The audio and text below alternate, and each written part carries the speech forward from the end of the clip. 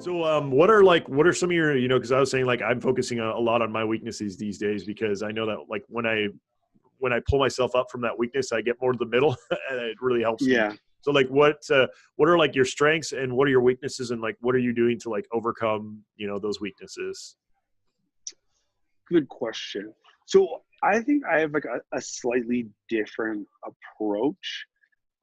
So I think it depends on what the weakness is. Like, if the weakness is like leadership or like management, I think in the early beginning, yeah, it's probably important to work on.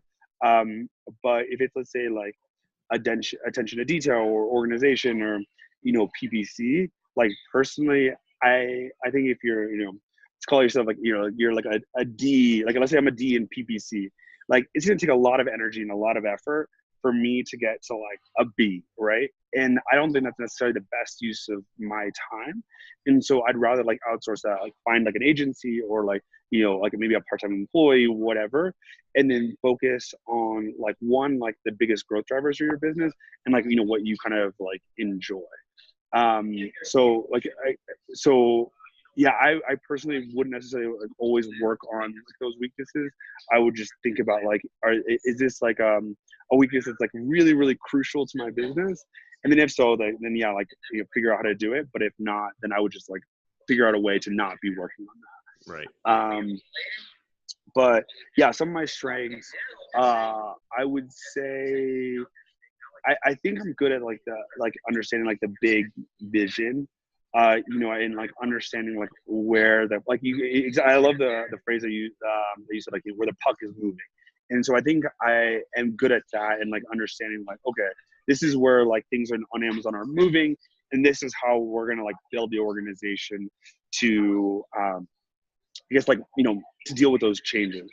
And so I would say that we're really good at prioritizing, where a lot of people are like kind of focusing on, building out their own Shopify and like retail and like, wholesale and PL and all that kind of stuff. Where like we're 100% private label. We have done retail, but like honestly, it's been all kind of layups. Like it's all been inbound.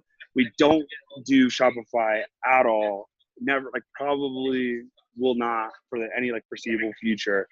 But yeah, we just like really focus on what we're good at, and that like I think allows us to just consistently get better and then and grow a lot faster. Yeah.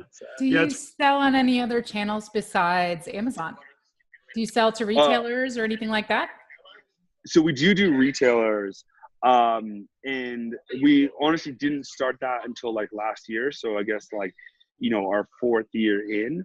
And we actually hired somebody specifically to oversee that. Like they brought in their own team.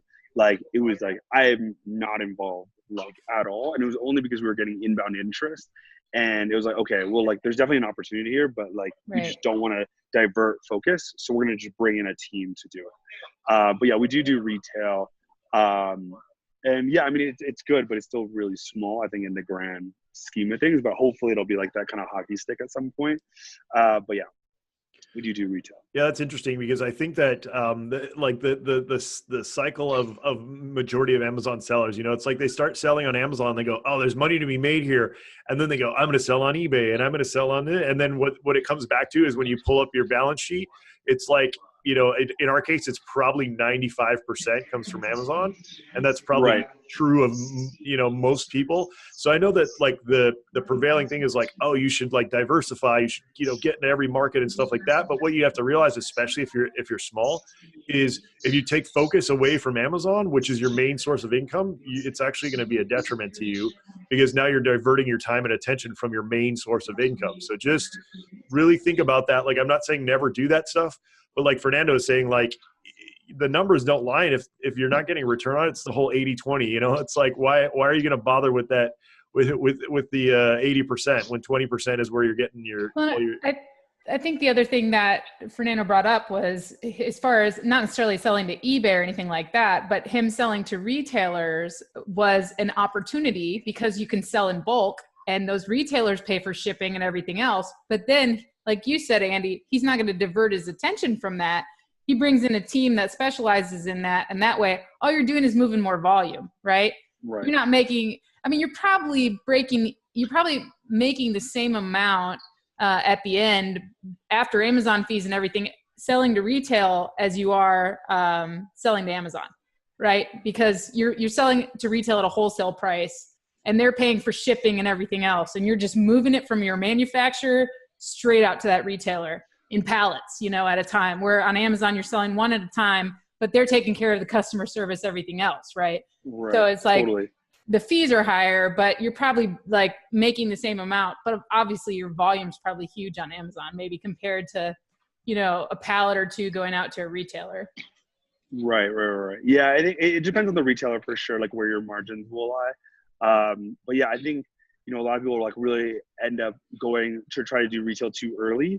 And I think it's really hard. You need a brand, you need like a compelling story, or like some like really like, defendable like IP, like a patent or something like that. And honestly, like, Amazon companies aren't set up to handle retail. Like, That's so true.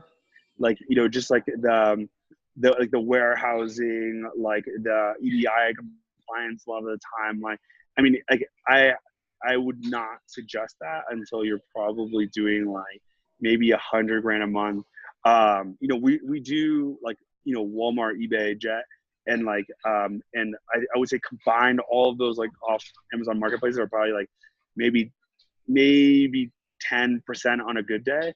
And so I think like, as, the newer sellers are really thinking about like, oh, I want to go to Walmart and that sounds great. But, you need to get approved. You need to like figure out like the fulfillment. And yeah, at the end of the day, like, even if you're doing $100K a month, like if you, let's call it 10%, that means you're going to add in an extra 10K at like, maybe let's say in an ideal world, the same margin, which is unrealistic, but whatever. So like you make another 10K, but if you're already at 100K, it's probably a lot easier and a lot less work just to add one new product in and then get to that same level and then keep everything more streamlined. Yeah, that makes sense. Absolutely.